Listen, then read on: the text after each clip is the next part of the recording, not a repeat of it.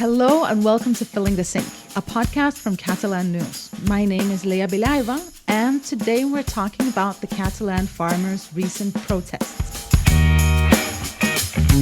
Lately, we've seen farmers' protests all across Europe and beyond, stopping traffic with their tractors over a long list of complaints from environmental regulations to growing production costs and excessive red tape.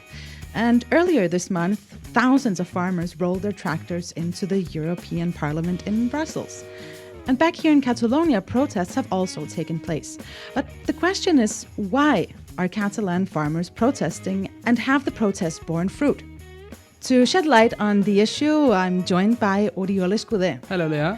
Hi, Oriol. Welcome back, and it's great to have you. And great to see you hosting. So tell me, Oriol, when did the Catalan protests start? So it all started in early February when thousands of farmers all over Catalonia blocked some of the country's main roads. Catalonia was brought to a standstill by the protests for a day, but it didn't end there. It didn't. They decided to come to Barcelona. And you were actually there when they arrived. Yeah, and I was one of the first people to witness it, so it was a very special moment. They arrived in Barcelona at around 3 p.m. That was on February 7. And I don't know if you can imagine, but hundreds of tractors, it was around 2,000 tractors arriving in Barcelona. Everyone was shocked. I was at the top of La Diagonal Avenue, where most of the tractors arrived. And people was literally amazed, like they've never seen anything like it. And it was quite special. People were clapping and cheering on them. It was beautiful. That sounds really festive, Oriol, but in reality, all these farmers, they came to Barcelona with another specific purpose. And can you tell me a little bit more about what they were protesting? Yeah, the first complaint that unites all farmers across Europe is the high costs. High cost of energy, of fertilizers, transportations, which all have increased, and partially due to the war in Ukraine. They're also very unhappy with cheap foreign imports that do not have to comply with the same regulations as they do, and therefore they say these imports are much cheaper and they cause unfair competition. Another complaint we've heard a lot is red tape. Farmers say the European Union bureaucracy is excessive and complicated, and that they end up wasting too much time and even money filling out paperwork. Now, these are some of the most common complaints around Europe, but every country has their specific complaints. And in Catalonia, it's been one that has affected the territory for few years. Yeah, there's one issue that we've talked a lot about here on Catalan News, and we actually even did a podcast on it recently, and that is the drought. Exactly. Catalonia is suffering the worst drought in its history, and agriculture is the sector that has been more affected by this, with lots of restrictions on irrigation. And over the past few weeks, we've spoken to many of these protesting farmers in Catalonia, so let's hear the complaints directly from them. It's not just a few tractors that have come to protest, it's the whole sector. And not only farmers, but also cattle breeders, those who work with raw materials. Everyone is tired. We're going through a really tough time, especially small and medium-sized farms. We really need help. We are completely fed up with politicians making us fill our phones. If we want to make a living, we have to protest. The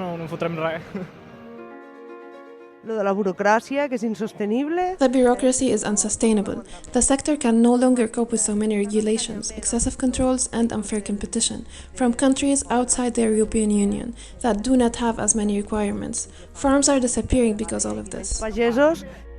These are new regulations coming from the EU, but nowhere does it say that farmers have to fill out the paperwork. With the amount of people the government has, they could come and collect the information and we could concentrate on farming. The government, instead of sending people to help us, sends undercover police to find us and control us all the time. There is constant pressure, constant harassment of farmers. We also have the significant problem of drought, one we've been going through for many years and has been very poorly managed. Other sectors do not have a quarter of the restrictions that we have. Now, it's very expensive to produce any food because the cost is high, and we have an additional problem, which is that labor is expensive here compared to other countries. We import a lot of food from other countries where the cost of labor is very cheap, and of course we cannot compete with them. A lot of the times we don't set the price, it's set by the marketers, so it's a problem for us because we never sell the products at the original cost.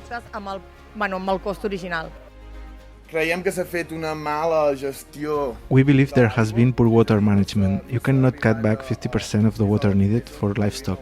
Livestock is where our food is produced. We're an essential part of society. Without us, there is no food. They give priority to pigs from other countries instead of those from here. And if we go on like this, we will have to quit. Right now, in the European Union, we can only use 1/3 of the pest control products that are used in the rest of the world. So we have been trying to do better for many, many years. It's not that we don't want to move towards a more sustainable agricultural model, but we ask that if certain products are banned, there should be alternatives to control pests. The Department of Agriculture, Livestock and Fishing is now called the Department of Climate Action. We do not even have the name anymore. We're fighting to make sure that we have a decent future, that we can make a living doing what we love. Because right now, if things continue like this, many farmers are quitting, many more will quit, and the few young people that are left, just a few of us, will have to quit too.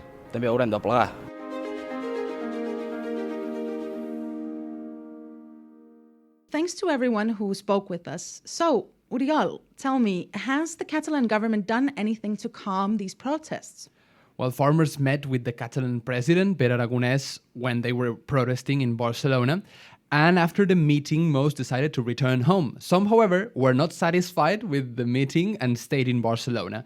The next morning, they met with most parties in parliament and reached an agreement with all of them, except Conservative People's Party and far-right Vox. Okay, an agreement was made. So what is this agreement about?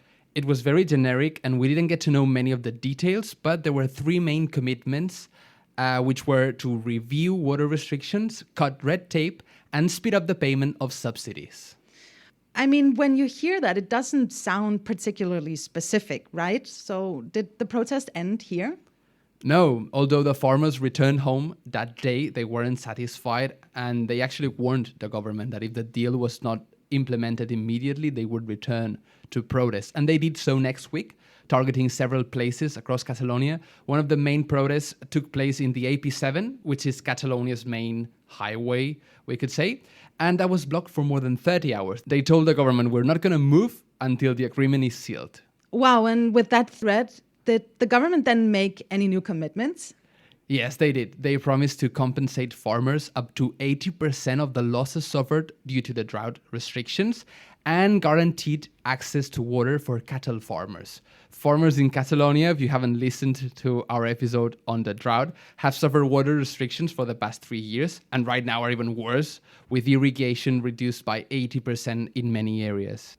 Well, I guess compensation is a good start, right? But some of these farmers that we just heard from, they also mentioned bureaucracy or red tape. Did the government promise to do anything about that? They did make some promises. They said they would try to make the computer applications farmers use to file paperwork simpler, easier, and more intuitive.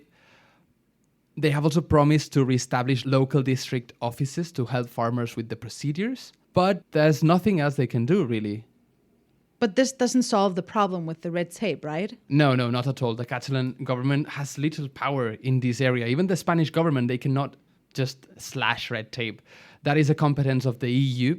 Governments can try, though, to simplify procedures, but the paperwork required by the EU still has to be filled out. So the problem is that most of the farmers' demands come from EU regulations, and these are very complex to change. Yeah, EU regulations, that sounds really complex. It is. I understand that it has something to do with the Common Agricultural Policy, or CAP. Can you explain just briefly what it is? So the CAP is the cornerstone of all European agricultural policy. In fact, it is the oldest piece of legislation still in force in the EU. And it aims to provide EU citizens with affordable, safe and high-quality food to ensure a fair standard of living for farmers while preserving the environment. I mean, that sounds really great. What is the problem with it? It does sound great. The cap is supposed to protect the livelihoods of EU farmers, but farmers and experts say it is actually contributing to the decline of small farms. The rules are too rigid and they have to do a lot of paperwork to access subsidies. And critics also say that green policies are unfair and unsustainable, especially for small farms. But in a way, the EU is also the hand that feeds them, isn't it? Yeah, the EU spends more than a third of its budget every year just on agricultural subsidies. The current CAP budget is around 336 billion euros. But to access these subsidies, farmers have to account for their spending, and that's a whole lot of paperwork. Yeah, I can imagine. And what happens then if they don't do all this paperwork? They have complained about fines and inspections a lot as well, haven't they? Yes, they have bureaucratic deadlines. For example, there are deadlines for planting certain crops or using green fertilizers, but these don't take into account weather conditions such as heavy rain or drought. And this can affect the planting process, but farmers still have to meet these deadlines or risk potential fines. Some of them even say that a wrong mouse click can lead to hundreds of euros. Wow, just talking about this, I very much understand where the protesters are coming from, right? So all of these rules, they apply obviously to farmers from the European Union. But what about these non-EU countries who import to the EU? Because just this week, the Spanish Agriculture Minister, Luis Planas, has promised to fight for mirror clauses in the EU. But can you just explain what are mirror clauses exactly? So the goal of these clauses is to make sure that everyone plays by the same rules when the EU trades with other countries. So it ensures that imported products meet the same health, safety, and environmental standards as those produced in the EU. That makes a lot of sense. But without these mirror clauses, imported products, they could have then lower quality standards. Isn't that right? Yeah, and that's why they're cheaper and why we buy them, and why European farmers want mirror clauses to be included. For years, the Spanish government has been advocating for them, but it is a measure that requires unanimous approval, and some countries, especially those that are not producers, unlike Spain, resist to include mirror clauses because they believe that would increase prices. I see. So everything we've talked about in this podcast will actually be a key issue in the upcoming EU elections in June. Yeah, exactly. Those in power have been trying to keep farmers calm and satisfied without giving too much. And while the opponents, especially far-right groups, are trying to channel their frustration, they have seen this protest as an opportunity to get more votes on the June elections. Yeah, and we have seen that all across Europe, in fact, that the far-right groups have tried to lead these protests. And it's something we have also seen in Spain.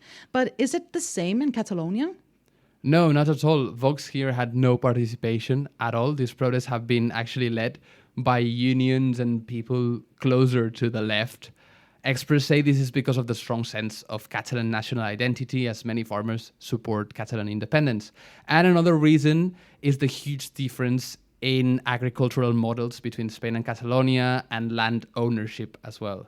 Okay, that's really interesting. So will we see more protests, Oriol? Yes, farmers are determined to keep protesting. Next week, Catalan and French farmers will organize a massive joint protest on the border. Well, we look very much forward to that, and we'll, of course, keep you updated. And as always, you can follow the story on catalannews.com. And now it's time for our Catalan phrase. What is it this week, Oriol? Picar pedra. It literally translates to English as crush rocks, crush stones. And it means to work hard, to persist on something. And it does involve some suffering.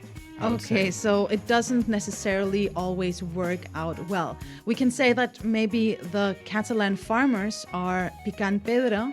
Yes, they are. They have been for ages. Farmers are always picant pedra. They're always picant pedra, working hard, and, well, let's hope that all their hard work will pay off. Yeah, hopefully. And that's all we have time for today. Thanks to you, Oriol, for your reporting, and thanks for tuning in. Please subscribe to Filling the Sink wherever you get your podcast if you haven't already, and get in touch with us at fillingthesink@acn.cat. We're back again next week with another episode of Filling the Sink. On behalf of the team here at Catalan News, I'm Lea Beliaeva, wishing you a great weekend. Fins aviat, adeu!